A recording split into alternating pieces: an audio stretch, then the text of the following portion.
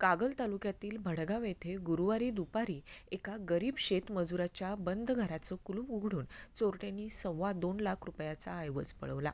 रघुनाथ उर्फ बंटू केरबा सुतार यांच्या घरी ही चोरी झाली असून या घटनेमुळे परिसरात खळबळ उडाली आहे. गुरुवारी दिनांक 5 मार्च रोजी दुपारी 3 वाजण्याच्या सुमारास सुतार दाम्पत्य कामावर गेलं होतं.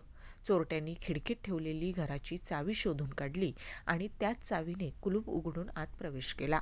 तिजोरीतील 1 तोळ्याची सोन्याची चेन, 2 ग्रॅमचे 2 अंगठ्या आणि 15,000 रुपयांची रोकड असा एकूण ₹2,25,000 रुपयांचा मुद्देमाल चोरीस गेला आहे. घटनेनंतर पाचारण करण्यात आलेले श्वान पथक 100 मीटर अंतरावरच घुटमळले. त्यामुळे चोरांचा माग लागू शकला नाही. अंकुश रघुनाथ सुतार यांनी दिलेल्या फिर्यादीनुसार मुरगुड पोलीस ठाण्यात चोरीचा गुन्हा दाखल झाला आहे. हातावर पोट असणाऱ्या गरीब कुटुंबियांच्या घरावर हा घाला आल्यानं गावात हळहळ व्यक्त होत आहे. सहाय्यक पोलीस निरीक्षक शिवाजी करे या प्रकरणाचा अधिक तपास करत आहेत.